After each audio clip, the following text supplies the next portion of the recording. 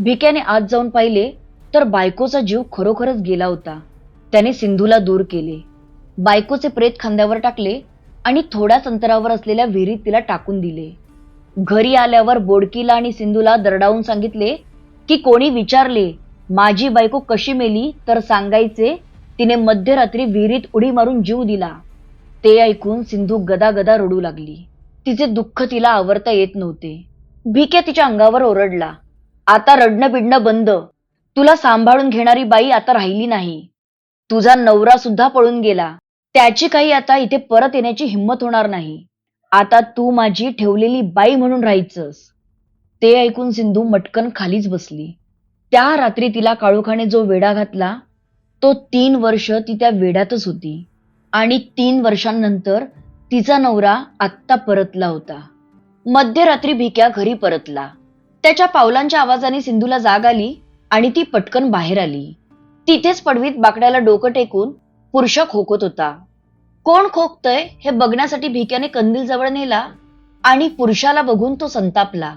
ओरडतच, हा इथे कसा आला, कधी आला, असे त्याने सिंधूला विचारले.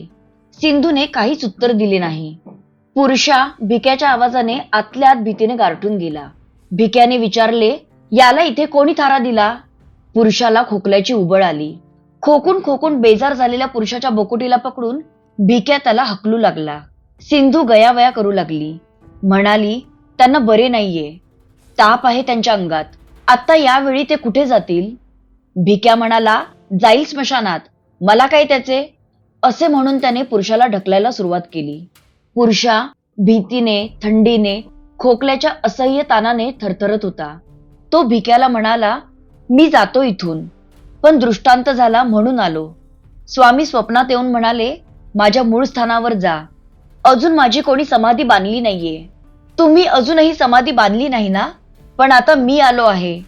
आता मी बांधणार समाधी. बोडकी हसत पुरुषाला म्हणाली, तुझी हाडं मोडून समाधी बांधणार आहेस का? पुरुषाने कातडी पिशवीत भरून आणलेल्या नोटांचा ढीग बोडकीला दाखवला. म्हणाला, हे पैसे मी बाबांच्या समाधीसाठी जमा केले आहेत. या पैशांनी बांधणार मी समाधी. बाबांची समाधी बांधल्याशिवाय मला मुक्ती मिळणार नाही. पुरुषा हे बडबडत असतानाच भिक्याने अचानक त्याच्या हातातल्या पैशांवर झडप घातली आणि सगळे पैसे हिसकावून घेतले. ते बघून सिंधू कावरी बावरी झाली. पुरुषा पैसे परत मिळवण्यासाठी भिक्याच्या अंगावर धावून गेला, पण किंचाळल्यामुळे त्याला खोकल्याची जोरदार उबळ आली. त्याचा जीव कासावीस झाला. अशातच भिक्याने त्याला पकडून बाहेर हकलले. म्हणाला, काही समाधी बिमाधी बांधायची नाही. इथून निघायचे, नाहीतर पुन्हा घेतो कोयता हातात. पुरुषा त्या धमकीने घाबरून गेला. भिक्या त्याला मारत होता आणि मार खाता खाता रडत ओरडत पुरुषा भिक्याला शिव्या शाप देत होता. सिंधूने मध्ये पडून भिक्याला थांबवण्याचा प्रयत्न केला, पण भिक्याने तिलाही शिव्या देऊन घरात जायला सांगितले. भिक्या राक्षसासारखा पुरुषाच्या अंगावर ओरडत होता. पुरुषाचे आता सगळे अवसान संपले. खोकत खोकत तो तिथून निघाला आणि त्याचे सामान घेऊन दिसेनासा झाला. दुसऱ्या दिवशी सकाळी भिक्या भिक्षुकीच्या कामासाठी निघून गेला तसे सिंधू सुद्धा घराबाहेर पडली आणि तडक रामेश्वराच्या देवळात गेली. देवळात बाहेरच्या ओट्यावर पुरुषा पडलेला होता.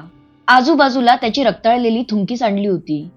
सिंधूने त्याला आवाज दिला तसे त्याने जमिनीवर टेकवलेले डोके उचलून तिच्याकडे पाहिले. समोर सिंधूला बघून तो कळवळून रडू लागला. सिंधूला त्याला असे रडताना बघून वाईट वाटत होते. त्याची कशी समजूत काढावी तिला कळत नव्हते. खूप त्रास होतोय का, असे तिने त्याला विचारले. म्हणाली, रडू नका, देव त्याला शिक्षा करेल. पुरुषा काही बोलणार इतक्यात त्याला पुन्हा जोरदार खोकला आला. कधीपासून असा खोकला येतोय, तिने विचारले. खूप दिवस झाले, इथून गेल्यापासून येतोच आहे. सिंधूने विचारले, 3 वर्ष कुठे होता? पुरुषा म्हणाला, भिक्याने कोयत्याने ठार मारायची धमकी दिल्यावर पळत सुटलो आणि 2 दिवस देवळात लपलो. तिथे भेटलेल्या एका भल्या माणसाने मला मुंबईला नेले. मुंबईला एका खानावळीत राहिलो. तिथेच काम केले. भाज्या चिरल्या, कांदे सोलले, उष्टी काढली, ताटं घासली. मिळेल ते शिळं ताजं अन्न खाल्लं. मिळणारा सगळा पैसा साठवत गेलो. खानावळीत जास्त पैसा मिळत नव्हता. मग जोडीला देवळात पूजा धरली. त्याच वेळी खोकला जोर धरू लागला होता. सगळे म्हणायचे औषध घे, पण मी म्हटलं नाही, बाबांची समाधी हेच माझं औषध. ₹1000 जमले की लगेच बोटीत बसून गावाला आलो, तर त्या नीच माणसाने माझे सगळे पैसे लुबाडले. असे बोलून पुरुषा पुन्हा हुंदके देऊन रडू लागला. बायकोची कधी आठवण झाली नाही का? कधी कुणाबरोबर चिठ्ठी पाठवावी, खुशालीचा निरोप पाठवावा, असे कधीच वाटले नाही का? असे सिंधूने विचारले. पुरुषा म्हणाला, आली ग तुझी आठवण, पण अगदी कधीतरीच. मला फक्त एकच ध्यास लागून राहिला होता, आणि तो म्हणजे बाबांच्या समाधीचा. आणि तुला निरोप पाठवायचा जरी म्हटला, तरी मला कसे समजणार तू इथे आहेस की नाही ते? लग्न झाले तेवढीच आपली भेट, त्यानंतर आज आपण भेटत आहोत. पुढे त्याने सिंधूला विचारले, तुला खूप छळले असेल ना त्या भिक्याने आणि बोडकीने? स्वतःच्या बापाला पण मरताना त्याने खूप छळले होते. सिंधू म्हणाली, छळ करणारा प्रत्येकाला वेगवेगळं छळतो. दिवसा कामाचा छळ, तर रात्री आणखी कशाचा. 3 वर्ष मी त्याची ठेवलेली बाई म्हणून जगत आले. काठ्या, कोयता, कुऱ्हाडी काहीही घेऊन मारायची धमकी द्यायचा आणि त्याला हवे ते मिळवायचा. पुरुषाला तिचे बोलणे असह्य होत होते. सिंधू पुढे म्हणाली, तुमच्या नावाने मी मंगळसूत्र बांधले, पण दासी मात्र मला त्याची व्हावी लागले. 2दा गर्भ राहिला त्याच्यापासून. बदनामी होईल म्हणून औषधं आणून, सुईन आणून त्याने ते पाडले. पुरुषाला सिंधूने किती यातना सहन केल्या असतील याची कल्पना आली. त्याला पुन्हा खोकल्याची एक असह्य उबळ आली आणि डोळे पांढरे होईपर्यंत तो कठड्यावर डोके ठेवून मरणाच्या यातनांनी कितीतरी वेळ खोकत राहिला. पुरुषाला आता औषध करायलाच पाहिजे असे सिंधूच्या मनात आले आणि ती तिथून निघाली. पुरुषा दिवसभर देवळात बसून खोकत होता. उन्हं उतरू लागली तशी सिंधू आली आणि पुरुषाला म्हणाली, चला, सोमनाच्या दत्ताच्या देवळात आपली राहायची सोय झाली आहे. पुरुषा उठला.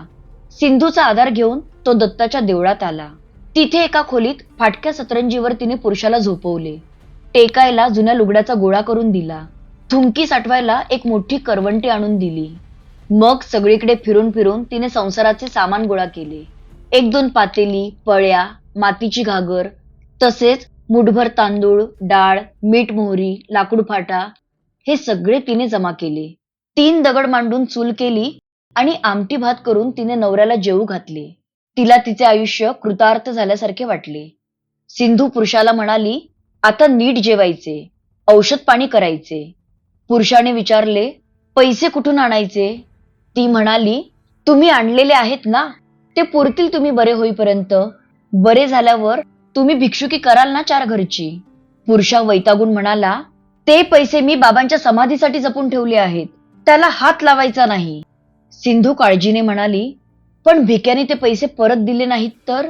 पुरुषाला पुन्हा खोकल्याची जोरदार उबळ आली. लाल रक्ताची थुंकी त्याच्या तोंडून बाहेर पडली. त्याचा काका देईल पैसे. क्षयाने इथे मरत असलो तरी त्याला सोडणार नाही. बाबांची समाधी बांधल्याशिवाय मी मरणार नाही.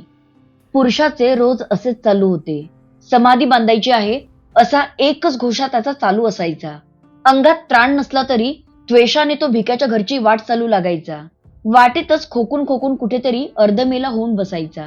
मग कुणीतरी त्याच्या बायकोला सांगायचे आणि मग सिंधू त्याला तिथे जाऊन पुन्हा दत्ताच्या देवळात घेऊन यायची. अशाच एका मध्यरात्री पुरुषा खोकल्याच्या असह्य झालेल्या ढासेने उठून बसला. खोकता खोकता तो कासावीस झाला. त्याचे डोळे पांढरे झाले. छातीचा भाता वर खाली होत होता. त्याला आता सहन होत नव्हते. आता थांबायचे नाही. आता त्या भिक्याच्या छाताडावर बसून आपले पैसे परत घ्यायचेच, असा विचार करून तो थरथरत्या पायांनी बाहेर पडला. सिंधूने, इतक्या मध्यरात्री कुठे चाललात असे विचारल्यावर, त्या भिक्याकडून माझे पैसे परत आणायला चाललो आहे, असे पुरुषा म्हणाला. संतापाने थरथरत एका हातात दांडका आणि दुसऱ्या हातात कंदील घेऊन तो घराबाहेर पडला. सिंधू सुद्धा त्याच्या पाठोपाठ निघाली. भिक्या भट नुकताच बाहेरून येऊन ओसरीवर बसला होता. त्याने बोचकी बांधून आणलेले नारळ, तांदूळ, बोडकी सोडवून ठेवत होती. पुरुषा एखाद्या पिशाच्च्या प्रमाणे भिक्यासमोर संतापाने थरथरत उभा राहिला. भिक्याने त्याला काय म्हणून विचारले. पुरुषा म्हणाला, मी मेहनतीने कमवलेला पैसा मला परत दे. मी तो बाबांच्या समाधीसाठी जमवला आहे. स्वतःसाठी मी कधीच ते पैसे वापरले नाहीत. मी आता मरतो, पण समाधी बांधल्याशिवाय मला सुखाने मरण येणार नाही.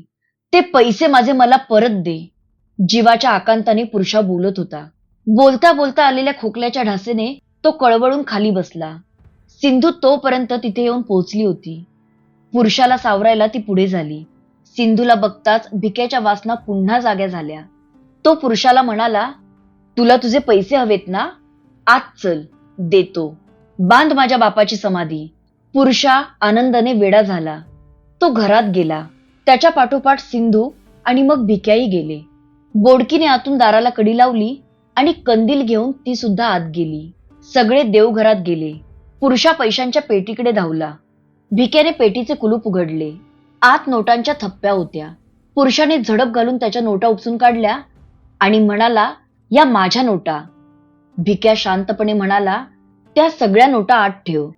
पेटीतले सगळे पैसे मी तुलाच देणार आहे. ते सगळे खर्च करून तू बाबांची समाधी बांध. पुरुषाचा आनंद त्याच्या दुबळ्या हृदयात मावेनासा झाला. आनंदाच्या अतिरेकाने त्याचा श्वास कोंडला आणि त्याला जोरदार खोकला आला.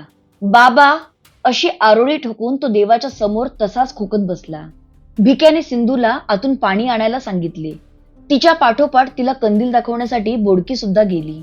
त्या दोघी आत गेल्या आणि इथे भिक्याच्या हाताचा पंजा त्या थंड अंधारात पुरुषाच्या घशाभोवती आवळला गेला आणि एक क्षीण आचका देऊन पुरुषाची अखेरची धडपड शांत झाली. सिंधू आणि बोडकी पाणी घेऊन आल्या. पुरुषाला पाणी देण्यासाठी सिंधू वाकली तेव्हा कंदिलाच्या प्रकाशाची एक तिरीप पुरुषाच्या डोळ्यातून परतून माघारी फिरली. भिक्या भट हाताची घडी घालून उभा होता. बोडकी कंदील हातात घेऊन त्याच्या बाजूलाच थिजून उभी होती. झाला प्रकार सिंधूच्या लक्षात यायला काही क्षण लागले, पण सगळा प्रकार लक्षात येताच तिने तिच्या नवऱ्याच्या प्रेताला मिठी घातली आणि मी आता काय करू असे करुण स्वरात तिने नवऱ्याला विचारले. इतक्यात भिक्या भटाचा हात तिच्या खांद्यावर पडला आणि पाठोपाठ त्याचा आवाज आला, आता तू इथेच राहायचेस, या भिक्या भटाची ठेवलेली बाई म्हणून. लाल काळा प्रकाश टाकणारा कंदील सावरत बोडकी तिथेच विचित्र हसत उभी होती. मित्रमैत्रिणींनो, इथेच ही गोष्ट संपते. नमस्कार मंडळी, माझे नाव अश्विनी दिघे. आज आपण जी गोष्ट ऐकली ती लेखक ह.मो. मराठे यांच्या दाव या पुस्तकातली समाधी नावाची गोष्ट होती. आईबाप नसलेली, भावाने मामाने टाकलेली, एका माणसाशी लग्न होऊन सुद्धा दुसऱ्या माणसाची दासी म्हणून जगावे लागलेल्या गरीब लाचार सिंधूची ही गोष्ट तुम्हाला कशी वाटली मला कमेंट करून नक्की सांगा. आवडली असेल तर लाईक करा, शेअर करा. चॅनेलला अजूनही सबस्क्राईब केले नसेल तर नक्की सबस्क्राईब करा. पुन्हा भेटूयात पुढच्या व्हिडिओमध्ये एका नव्या गोष्टीसह. धन्यवाद.